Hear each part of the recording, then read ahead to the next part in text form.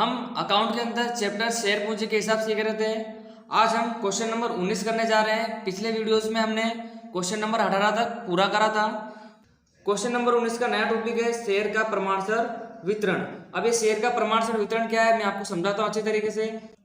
मान लीजिए आप एक ट्यूशन क्लासेस में पढ़ने जाते हो, उस ट्यूशन क्लासेस की फीस एक महीने की 1000 रुपये। बट जब आपका एक महीना पूरा हो जाता है तो सर को आप 1500 रुपये फीस देते हो। तो अब इस कंडीशन में सर आपको क्या कहेंगे कि हमारी फीस तो 1000 है, आपने 1500 दे दी, तो अब आपको ऐसा लगेगा कि सर आपको 500 रुपया वापस करेंगे। बट इस कंडीशन में सर ऐसा नहीं करेंगे, ठीक है। सर क्या कहेंगे आपको कि कोई बात नहीं, आपने जो 500 रुपये एक्स्ट्रा हमारे पास जमा करे हैं, ठीक है, तो जब आप नेक्स्ट मंथ फीस भरने आओगे, जैसे कि सेकंड मंथ में जब आप फीस भरने आओगे तो सर कहेंगे कि आपने जो 500 रुपये पहले हमको एक्स्ट्रा दे दिए थे, तो अब आपकी फीस कितनी रहेगी नेक्स्ट मंथ की? 500 रुपये रहेगी ना, क्योंकि आपने 500 रुपये तो जमा करा दिया एक्स्ट्रा, तो नेक्स्ट मंथ आपको खाली 500 रुपये ही देनी रहेगी। तो यही हमारा हुआ शेयर का प्रमाणसर वितरण। यदि कंपनी को आप अधिक पैसा दे देते हो तो अभी तक हम क्या करते थे कि कंपनी पैसा वापस कर देती थी, हम बैंक के थ्रू पैसे वापस कर देते। बट कंपनी अब ऐसा नहीं करेगी कि कुछ पैसे अपने पास रख लेगी और कुछ पैसों को वापस कर देगी शेयर धारकों के, ठीक है। तो इसी को हम क्या कहेंगे, शेयर प्रमाणसर वितरण। तो चलिए हम क्वेश्चन नंबर 19 को कर लेते हैं, जिससे हमें ज्यादा पता चलेगा कि आगे करना क्या है हमें।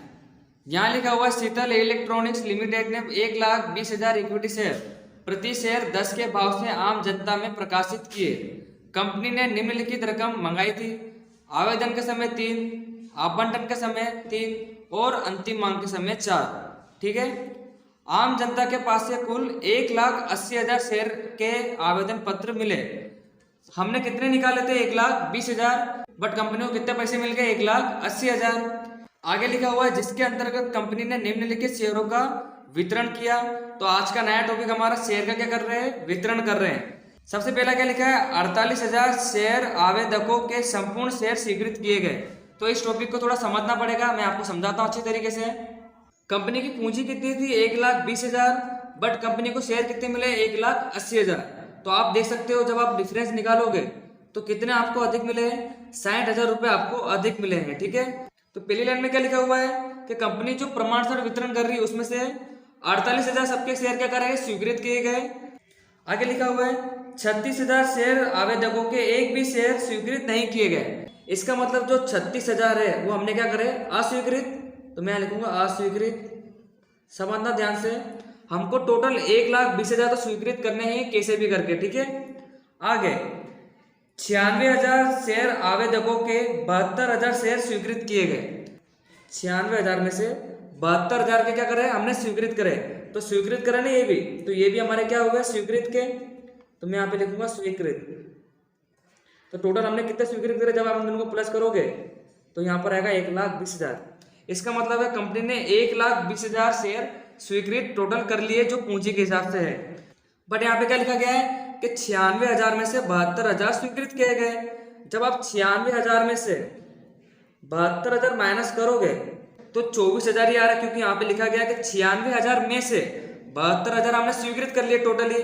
तो पहले 48,000 स्वीकृत करें और दोबारा 72,000, इस हिसाब से हमने पूंजी तो हमारे पास आ गई 1,20,000।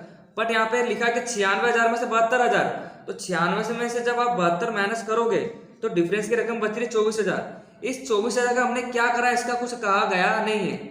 तो दूसरी रकम आप यहाँ से भी निकाल सकते हो कि टोटल हमको कितने वापस करने थे, 60,000, बट हमने वापस केवल कितने करे, 36,000। तो 60 में से जब आप 36,000 माइनस करोगे तब भी कितना आएगा, 24,000। तो यही जो 24,000 आपको मिले हैं वो क्या मिले हैं, अधिक मिले हैं। इसका ही हम क्या करेंगे, वितरण करेंगे, ठीक है। 24,000 वितरण हमको करना है। जैसे कि मैंने आपको ऊपर समझाया था कि फीस आपको भरनी थी 1,000, आपने भर दिए 1,500, तो आपने 500 रुपये अधिक भर दिया है। तो कंपनी को जितने वापस करने थे, जैसे कि 36,000 वापस करने थे, 36,000 वापस कर दिए। बट 24,000 के बारे में कुछ कहा नहीं गया है, तो इसको कंपनी ने वापस नहीं कराया। तो यहाँ पर जो 24,000 रुपये एक्स्ट्रा बचा है, तो इसका कंपनी क्या करती है, प्रमाणसर वितरण करेगी। कैसे करेगी? तो कंपनी शेयर धारकों को क्या कहेगी कि जब हम आपके पास से आवंटन की रकम मंगवाएंगे, क्योंकि आवेदन के बाद हमको आवंटन की रकम चाहिए होती है, तो कंपनी आवंटन की रकम मंगाएगी। तो उस टाइम पे जो कंपनी को एक्स्ट्रा 24,000 रुपये कंपनी ने अपने पास रख लिए थे, तो इस पे दोबारा मांग मंगाएगी नहीं। तो शेयर धारकों को क्या कहेगी कि जब आप आवंटन की रकम भरो तब 24,000 शेयर पर आप हमें रकम नहीं देना, क्योंकि वो पहले से हमारे पास आ चुकी है। तो जैसा कि मैंने आपको समझाया था यहाँ पर फीस के बारे में कि 500 रुपये आपने एक्स्ट्रा दे दिया है, तो दोबारा 500 रुपये हमें एक्स्ट्रा मत देना, केवल कितने रुपए दोगे आप? 500 रुपये, 1000 में से 500 रुपये आप हमें देना। तो ऐसा ही यहाँ पर होता है कि जो 24,000 के शेयर धारक है उनके तो शेयर कंपनी के पास पड़ेंगे, तो अब वो दोबारा रकम चुकाएंगे नहीं। तो बस यही है। तो कंपनी आवेदन के तुरंत बाद क्या मंगाती है? आवंटन। तो ये जो प्रमाणपत्र वितरण होता है ये तुरंत कहाँ एडजस्ट होगा? आवंटन में ही एडजस्ट होगा, ठीक है। तो हम इसको आवेदन के समय क्या लिखेंगे? अग्रिम प्राप्त मांग। किसकी? आवंटन की। हम इसे आवंटन में ही एडजस्ट करेंगे, ठीक है। तो प्रविष्टि करते हैं तो आपको ज्यादा पता चलेगा, ठीक है। सवाल एकदम इजी है, हम जैसे नॉर्मल सवाल करते हैं वैसे ही सवाल करना है। सबसे पहले हमको आवेदन की रकम मिलेगी, तो बैंक खाते उधार शेयर आवेदन खाते से, ठीक है। कंपनी ने 1,20,000 निकाले थे, बट कंपनी को मिले कितने? 1,80,000। तो आवेदन के समय लिखेंगे हम 1,80,000, और आवेदन के समय रकम कितनी मंगाई थी? 3 रुपए। तो 3 से गुणा कर देंगे, तो यहां पर आएगा 5,40,000,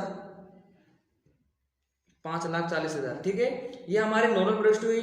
अब हम इसे खाता बंद करेंगे, तो यहां पर थोड़ा ध्यान दीजिएगा। शेयर आवेदन खाते उधार,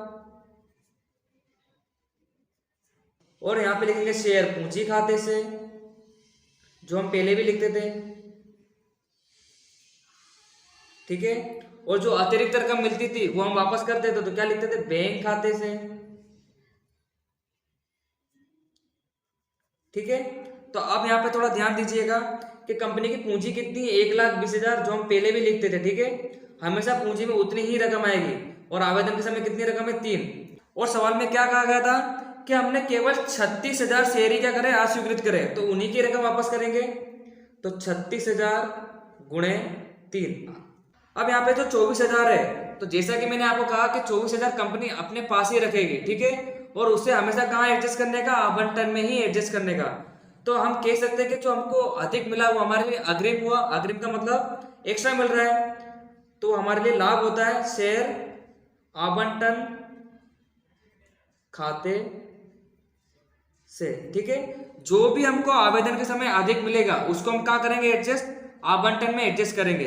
तो कितनी रकम हमने वापस नहीं करी? तो 24,000 हमने वापस करी नहीं, तो 24,000 गुणा कितना करेंगे? 3 करेंगे, ठीक है।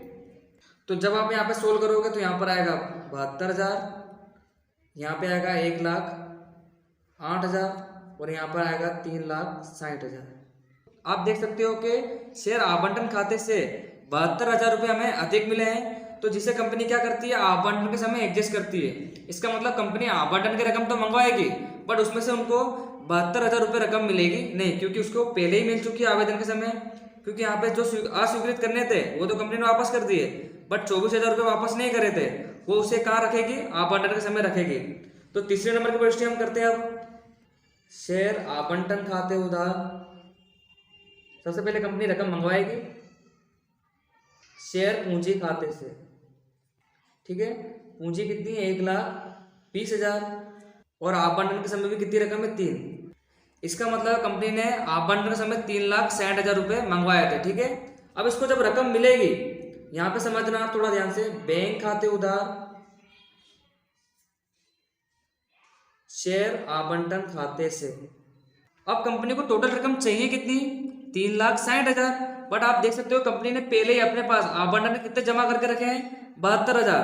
तो अब जो भी शेयर धारक होगा उन्होंने पहले तो भर दिए 72,000, अब तो आप दोबारा भरेंगे नहीं। तो 3,60,000 कंपनी ने टोटल मंगाए थे, उसमें से 72,000 पहले ही मिल चुके हैं, तो क्या कर देगी कंपनी? माइनस कर देगी। तो जब आप इसमें से इसको माइनस करोगे तो इतनी रकम आवंटन के समय मिलेगी, तो आप क्या करेंगे? इसमें से इसको माइनस करेंगे, तो यहाँ पर आएगा 2,88,000।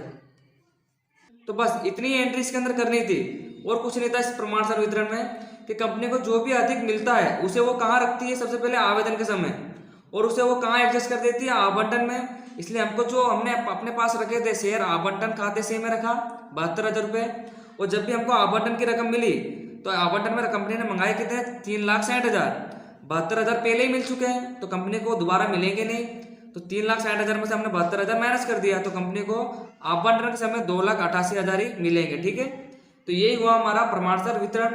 अब लास्ट एंट्री भी हम कर लेते हैं, अंतिम मांग के समय। अंतिम मांग की रकम मंगाएंगे तो क्या होगा, शेयर अंतिम मांग खाते उधार शेयर पूंजी खाते से। अंतिम मांग की हमारी नॉर्मल प्रविष्टि आएगी, जो हम रकम मंगाते हैं वैसे 1,20,000 गुणे 4 कर देंगे, ठीक है, 4,80,000।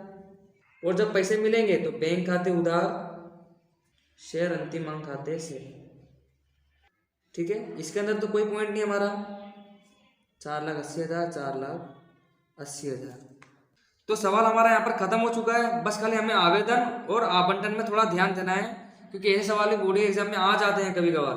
तो पहली बार में तो नहीं आएगा आपको, थोड़ा आपको प्रैक्टिस करनी पड़ेगी, ठीक है, क्योंकि बार बार सवाल को आप करोगे तो ही आपको आएगा, ठीक है, प्रैक्टिस के साथ ही ये सवाल आते हैं। तो अब हम नेक्स्ट वीडियो में दूसरा सवाल सीखेंगे जिससे आपको ज़्यादा आएगा, ठीक है। तो आज के लिए बस इतना ही, मिलते हैं नेक्स्ट वीडियो में। Thank you.